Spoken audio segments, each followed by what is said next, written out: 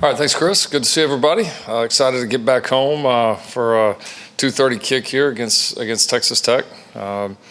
Guys, we've had a really good start to the week. Great energy on the practice field. I think kind of recognize a lot of the opportunities that we have that we've created for ourselves as a football team by being able to start 8-0 and obviously looking ahead here to a Texas Tech game that's going to be very, very important for us. Guys have prepared well. We've really attacked the issues that we know we have and need to fix. We're really trying to push and build on the positives, which are when you're 8-0. Despite what the outside world might think, there actually is a positive in there somewhere. There's several there that we're continuing to build on. Hope to be able to add a couple of guys here as far as availability to play this week, and we're going to keep rolling. Would say, regarding Texas Tech, a little bittersweet, for me personally. I mean, very, tough to hear the news about Matt Wells. He's become a good friend. Got to know him a little bit before being in this league, and then certainly throughout the different events in this league. But one of the great guys in coaching, a heck of a ball coach, and no question he's going to get his chance to continue to lead really good programs in the future. But obviously one of the very tough things about our business, I know we talked about that a few weeks ago. And then on the flip side, excited for a good friend in Sonny Cumbie, who I've known for a long time, kind of in some ways kind of grew up together at Texas Tech in this business. And I know it's not under ideal circumstances. I can remember getting my first opportunity to call plays under less than ideal circumstances many years ago. And ironically, Sonny was part of our staff when that happened. So I know he'll do a great job leading that program, and so again, in a tough situation, excited personally for Sonny and his opportunity. So we'll look forward to Saturday, getting a chance to compete against those guys. Let's start with Eric Bailey. We watch Bailey just making a lot of big plays. As a quarterback's coach with a young quarterback, what about checkdowns and things like that? Is he seeing things if the big plays are there? Is he taking the checkdowns? What's your evaluation of that? Sometimes he has, sometimes he hasn't. There's the interception the other day was a prime example of that. So something that I've got to do a better job with in that room, and we've got to do a better job of. We can't let emotions of the game or wanting just the desire to make a big play for the team or any of that supersede just going through your reads and taking the ball where it needs to go. And so that's certainly something he can do better, I can do a better job of with. Hasn't been awful, but needs to be better. Ryan Abrams. I think it's sort of going along with that. You're without a couple of your wide receivers the other day, Mario and Mike. Theo's been out for a while. Do you have any updates on them? And sort of along with that, how do you feel like Austin Stogner has come along? You haven't seen the number of catches for him that we saw early last year before he got hurt. Receiver-wise, we'll have to see. I think Mario and Mike both have a chance, but they're still a little limited right now. Neither one of them were also very close to being able to play the other day. So, hope to have them available this week. If not, I think we'll have a chance to get them back after that. Stog's done a good job. I mean, he played quite a bit early for us. Again, we got in so many of these games where it's been so low possession that it's affected the opportunities for everybody on the roster, him included. And he's in a very competitive room. I mean, that's three guys that have been good players for us.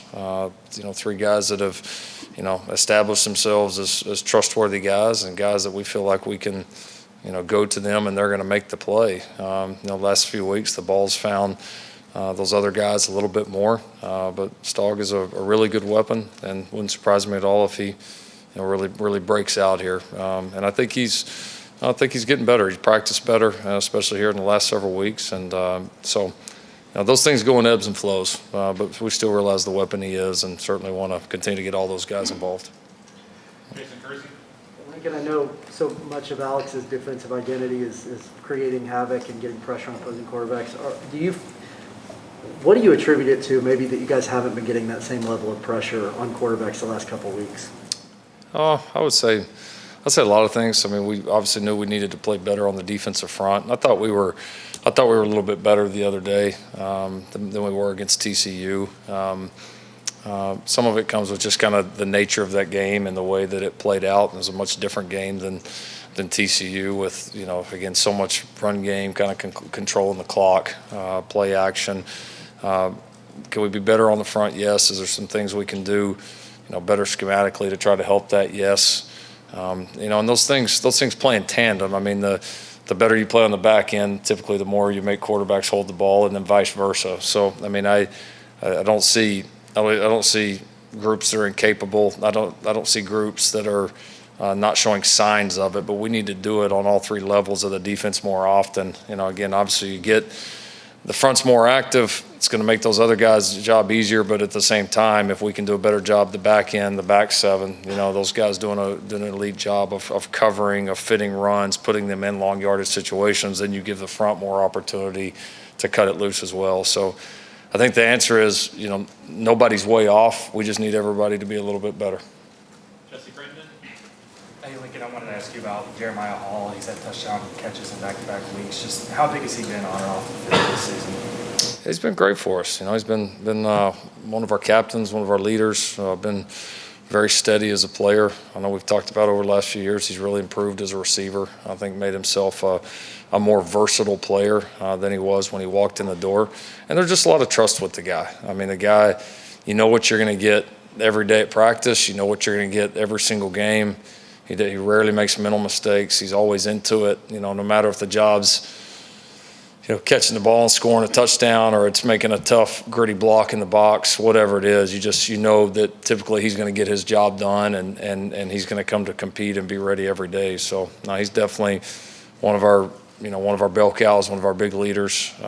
He's always been a good presence in this program, but his leadership is as high a level right now as it's been throughout his career. Bob Brisbilla. Trey West was in the portal, then he came back. Can you sort of take us through the process of what went on there in terms of bringing him back, and what's changed in him for the trust factor you had in him Saturday with that huge run? Yeah, man, it's a great story. Went through some things personally last year, kind of throughout the season, and as did a lot of people with all that was going on, and obviously made the decision to leave the program, and I think, get a chance to kind of catch his breath and figure out exactly what he needed to do. And yeah, we got a phone call, kind of late spring, early summer, that he was interested in coming back, and we were happy to get the phone call. We were sick when he left, just because we knew he had a chance to be a really good player, obviously getting a college education, and we felt like he fit in here, and we really loved having him around. So it was kind of a shock to us when he left. But yeah, he's come back. I think he's grown up a lot. I think he's just really more settled in all areas of his life. He's a great kid. The teammates love him, and so seeing him make the big play, our sideline erupted, and even when we showed it in our team meeting on Monday, the guys have a respect for him because it's not easy to come back. A lot of guys, they leave, they would never do that. Just save face, perception, whatever, and he's come back, came back, and we put him at the bottom of the depth chart, bottom of the barrel, and he's had to work his way back, and he's done it, and he's really starting to become a good player, playing smarter, playing faster. He's making an impact for us on special teams, and I think he'll continue to make a big impact offensively. Barry. Yeah, Lincoln, what's the concern level for your defense? Kansas had almost as much scoring production in 8 possessions as they'd had in 41 possessions against the rest of the conference. What's your concern level? I think I'd say two sides of it. I think we know especially the last 2 weeks, we haven't played up to our capability. You turn on the tape, and I think as a coach, you look at it and you say, all right, what's the cause of this? Why is this happening? And is it capability? Is it the guys out there? Is it things schematically? What's causing it? The biggest issue I see with us, and it's certainly not to take anything away from Kansas, but the majority of breakdowns that we're causing. We've had a couple of times, like TCU game, guy made a couple of phenomenal catches. We've had a few things like that over this stretch, but we've had way too many that we're serving it up on a silver platter, so to say, for offenses. And the flip side of that is when we do play well and we do our job, we show signs of being the really good defense that we feel like we can be, and we have shown, good chunks of this season. So, I think my confidence level is still very high. There are those things, obviously, we have to correct with the guys that have been playing. We're going to have a chance to get, a batch of starters back here pretty quick, which I don't care where you're at, how much depth you have, anything like that. That makes a difference, and I think it'll be a good shot in the arm in addition to identifying these areas that need to get corrected, especially the mistakes that are leading to some of these points. John Hoover. Yeah, Lincoln, along those same lines, maybe regarding the whole team, maybe you'd focus on the offense.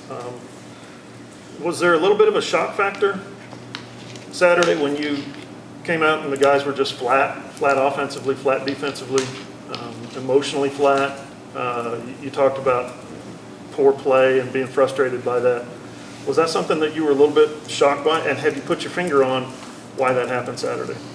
Was I shocked? I don't know. I don't get shocked in football games very often. I mean, anything can happen. And one thing I've learned at OU, I said it yesterday, or days run together now, Sunday on my show. I had to learn this being here. And I would compare it, whether to you guys, to our fan base. Like, you take how we feel about, and I'm talking about as a fan base, people that watch the program, that. How do we feel about going to play Texas? That week to everybody here feels different. Okay, understand that everybody that plays us, that's how they feel about playing us. That's the world we live in every single week. So when you ask about my shock factor, no, because I know 9 times out of 10, the team that we see on tape, against somebody's not going to be the same opponent that we're going to play. It's just the nature of the beast, and that's fine. We know that. I think there's some guys on our team that know it and understand it. I think we've got some young guys, which you always do as players recycle, that are learning that and learning to really appreciate that. And so, no, I wouldn't say a shock factor. Was I disappointed and frustrated with the way we played in the first half? Absolutely. Absolutely. It wasn't our capability. And the one thing we've done, really, and it's a big reason why we've won every game, is typically this year when one side of the ball has not been at its best, the other side has been really, really good. And that's how we've been able to make it happen. We haven't had all the knockout blows that we would love to have, but we found ways to win every single game. And that was one of the few stretches that I can remember where both sides were just really poor. Just really poor, and so many self-inflicted errors. And then again, when the game gets reduced, so that you guys are probably tired of me saying it, but it's when the game gets reduced to 3 possessions on each side, all it takes is a couple of errors, man, and it's going to be over like that. And so just like that half was. And so, frustrated, disappointed the way we played, yeah. But again, we have obviously identified that we've got to be able to surge together. We want to play.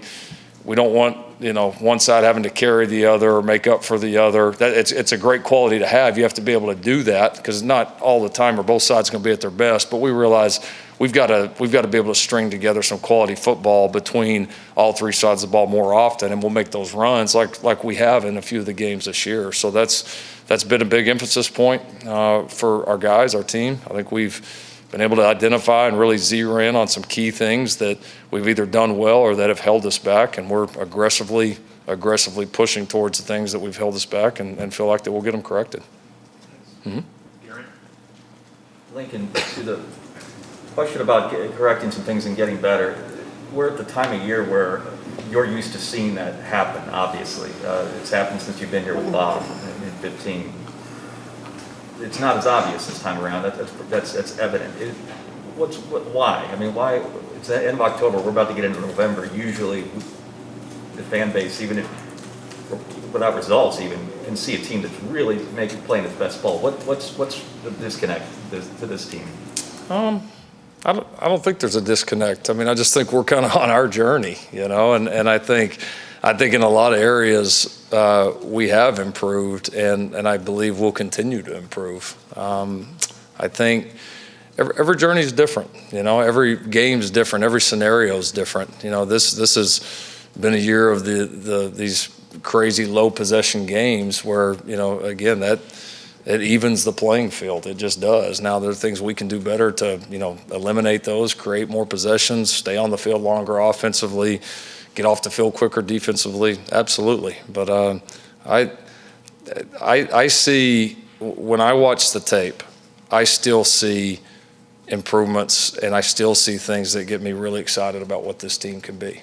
I can. I see them on all sides of the ball. We haven't quite put it together, but we're closer than you guys think, and we're probably a little bit closer than fan base, national perception, all that things. So I know this. I've been around here long enough. You keep winning, then things tend to kind of work themselves out. And we've had 8 chances. We've done it 8 times. We got the longest winning streak in the country. Sky's not falling. Don't write us off just yet. Myron? A couple things. Do you have an update on Jalen Reddins in the situation? He's stressed out. Yeah, he was close to being ready last week. Didn't, but not quite there. Had him there kind of in an emergency scenario, but we do anticipate having him available this week. And also, when you're trying to, your defense needs to play better, like Isaiah Thomas talked about, he had where he jumped off sides once, and he's disappointed because people watch him. Do you need your team leaders, your best players to, I guess, to kind of lead the way to getting out of whatever you're in, not playing well? Absolutely. Guys like that. Yeah, absolutely. No, it's a great point. I mean, it's a point that we've talked quite a bit about this week, and not just defensively, all three. I mean, rarely will you ever find a team where your veteran guys and your quote-unquote best players, if you're a good team, typically those guys are playing the best ball of their lives, and we need that. And not only, obviously, does that help production and obviously more positive plays, all of that on all sides, but what it does, it sets a great example for the young guys in our program. And we've got a lot of young guys on both sides, all 3 sides, that have either earned or in some ways kind of been forced into a huge chunk of early season reps and responsibility that you want to grow, and that you want them to learn from some of their experiences. Kind of, you take that first half of the season where they're still a true freshman or still a young / new guy. By the second half of the season, they should start to look like a sophomore. They should stop looking like a young guy. Some of that obviously is them stepping up in their production, but another part of it is, what are the leaders and quote unquote best players? How are they setting the tone? What kind of example are they providing? And so we've put a lot of that on our older guys, and we feel like, I don't have any problem saying it, we feel like there's a number of older veteran guys on this team right now that need to be at their best, and this team needs them to be better, and we've made that adamantly clear. Lincoln, you talked about the low possessions, and Kansas starts up with a 14-play drive that lasts 9 minutes on Saturday. The evidence is there that it is happening, but I assume teams tried to do that against you guys in the past, to shorten games and limit possessions. Yeah. And you've had some defenses in the past that, haven't been where this defense or where things have moved to. So what's changed? What are teams doing now to limit it, where I assume that they were trying to do that in the past? Yeah, I think we've seen more people try it. I mean, I think I referenced a question I got, several weeks back. People asked about the quality of just run games, running backs kind of in this league. And I do think it's the league as a whole runs the ball very well. It maybe from top to bottom as good as it has in a long time. I mean, for a while, everybody was just dropping back, no huddle, tempo, throwing it. I mean, it was kind of weird to just see somebody get in a huddle, honestly. I mean, we were kind of for a while there, we're not slow, and we kind of became the slower, more methodical one in the league. And so I think you've seen more people adopt that. And then I think, for us, why has it happened more? I think the biggest areas that I've seen is, again, our ability to get 3 and outs and to get off the field defensively. I mean,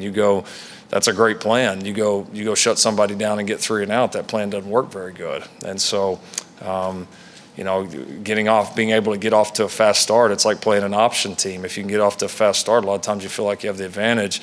And really, other than the TCU game, here as of late, we haven't gotten off to very many fast starts. So we need to get in a fast start, to get off to a fast start, all sides, put some pressure on people. And then obviously when we get a chance to get off the field, or we get a chance to stay on the field offensively, We've got to do a better job of that, especially early in games. You know, we've tended to finish pretty well. I mean, this group finishes as good as at this point in the season, 8 games in, we finish as good as any team I've ever been around. So if we can connect all the wires, we might have a squad here.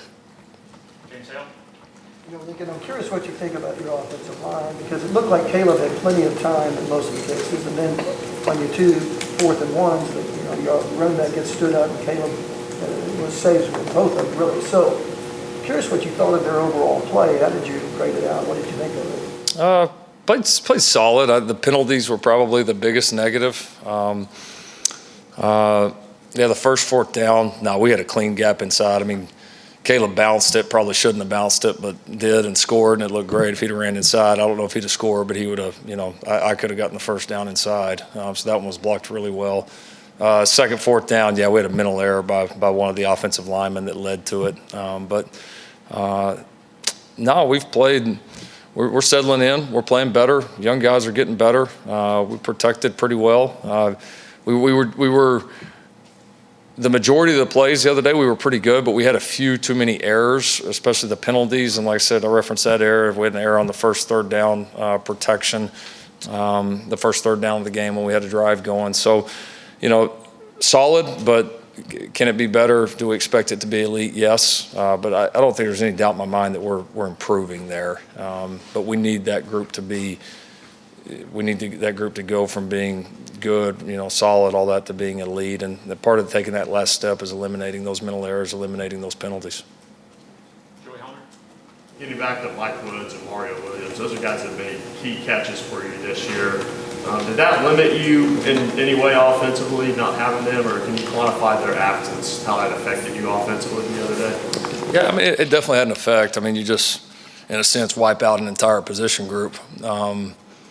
You know, so it was, yeah, I mean, it definitely had an effect on, we obviously had to move some pieces around to make it work. And you know, we don't, at wideout right now, we just don't have a lot of pieces to move right now. I mean, you look up at kind of the options, and there's good options, but there's not just a whole lot of them. And so it did. I mean, was it the difference, you know, some like huge difference that had this crazy impact on the game? I don't know that I could say that, but did it impact a few of the things that we did or didn't do? To be fair, yes, it did. Justin Martinez? Comparing on Winfrey, someone who started off the season really hot, the last 2 games, no sacks, half a TFL, not to single him out as the cause of the problems, but just how important is he to the success of this defense? He is important. He's an emotional leader, and I would put him in that category of the question Myron asked. I mean, it's another guy that is, you know, one of your bell cows, you know, one of your talented players, guy that's been around here a little bit. Has he played awful? No. He's had some really good moments this year, but he's, again, and there's a list. I mean, and he's certainly not the only one, but he's one of several guys kind of in that role that we don't need to be good or just okay or spotty. We need those guys to be elite. And so knowing him, he's always, I give the kid credit anytime that we've challenged him. He's always been up for it, and I would expect he will be for this one as well. Mason Young? Thinking to the points you just made about needing the older guys to set the tone. Jeremiah talked about after the game the other day when he did address some of the things that happened in the first half. How do you feel like he and the other captains have done that so far through these couple practices this week? Yeah, they've been good. They've been aggressive. I mean, which is what you need. It's the week has started off very well. It was a great practice today, but we got to be able to sustain that. I mean, I think anytime you have a leak in any way. I mean, I think the thing that you do is as coaches, you put a plan in place. You put it in front of the players, and then everybody's got to take it, run with it, buy in 100%. And part of getting that full team buy-in and everybody pushing in the right direction is you're right. I mean, the leaders do set the tone in a lot of ways. I mean, they're around the other guys when we're not in the locker room. When you're one of the leader, older guys, more quote unquote established players, everybody watches you. And that's sometimes for guys that maybe haven't been leaders or kind of growing into leadership roles. It's kind of hard to realize everybody in this program, watched every move that Baker Mayfield made, every move. I mean, Kenneth Murray, anything he did, the back half of his career was noticed, and it's always impactful. If you're doing the right thing, if you're preparing the right way, playing the right way, working the right way, not only does it help you as a player, it impacts those around you. If you're not doing it at elite level, it can have a negative impact. And again, I'm not saying that we've got a bunch of bad guys or like their old guys are sitting there playing terrible. Again, not any stretch, but we've got a lot of older guys that are playing solid, that are playing good, that are capable of playing elite, and we need them to step up and play elite. John Shin. Yeah, you were talking about the need to get some 3-and-outs earlier. It seems like one thing that has changed, just defensive have to face a lot more fourth downs than they did, and not fourth downs out of desperation. Yeah.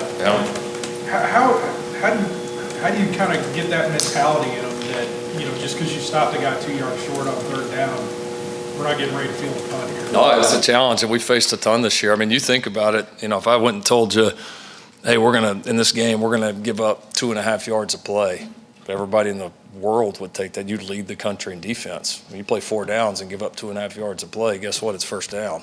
I mean, so it's changed. We have played a lot of teams that have been very aggressive on fourth down, but I think for us, that's where the need to get those 3-and-outs early in the series, where by field position, it's just much more difficult to go for fourth down on your own 28-yard line as opposed to the 50. And that's where, we've had a lot of times where we've gotten the third down stop on plus side, but then guess what? You got to defend another down. And so part of it is us putting ourselves in those positions. And then obviously the second part is it's always a risk to go for it on fourth down offensively, and when we can get those for any offense. And so, taking advantage of those fourth down plays, getting those stops and giving the offense great field position is a great chance to flip it and flip momentum too. So there's opportunities in there, but yeah, certainly when teams are being aggressive through 4 downs, it does change kind of the game and the perspective there.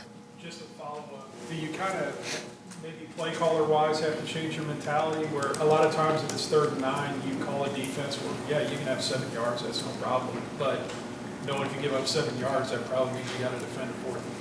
Yeah, no, I mean, that's something I think every play caller, it's something that, offensively, we talk about in the headsets. It's something that Alex and I talk about on the headsets during defensive series, is identifying when it's a 4-down situation. And we have had a lot of those, but absolutely it changes. When you know that a team's likely to go for it, it could change your mentality a little bit, and it can also certainly just change the kind of calls that you expect to come from the opposing coordinator. So, yeah, it's definitely part of the game within the game.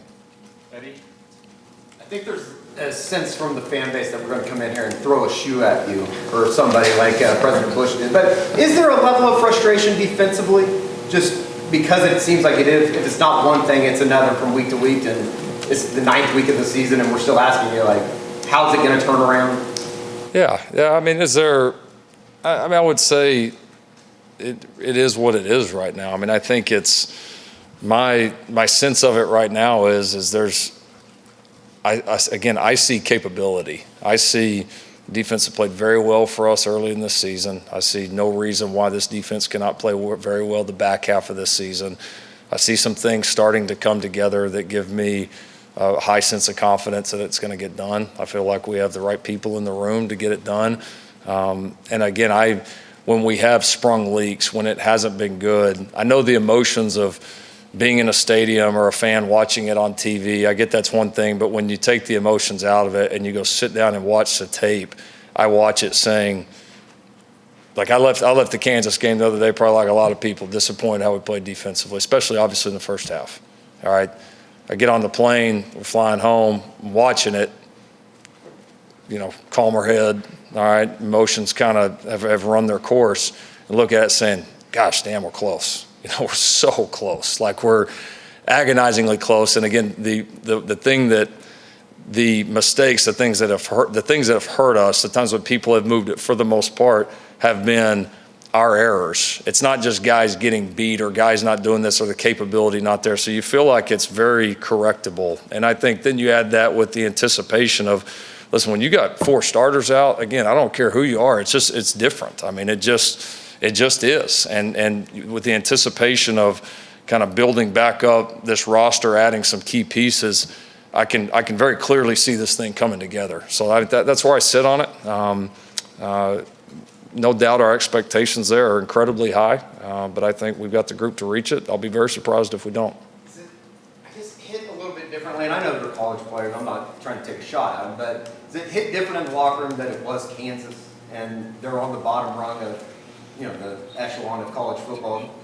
Does it wake players up more when it's like, yeah, we do need to change something? I mean, for us, our expectations every week are to play at a high level. That's really who it is. Did it affect some of our players, specifically maybe some of our young players? I can't sit there and promise you that it didn't, as far as the opponent, or maybe thinking that it was going to be easier than it was going to be.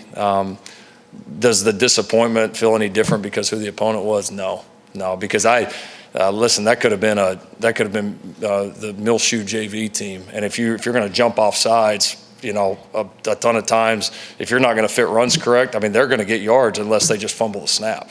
You're going to get yards when we jump off sides unless you jump off sides first. There's just some fundamental things that you have to do defensively, or you give yourself no chance. And again, obviously things we're capable of doing, we expect to do, and I think that we'll do a lot better.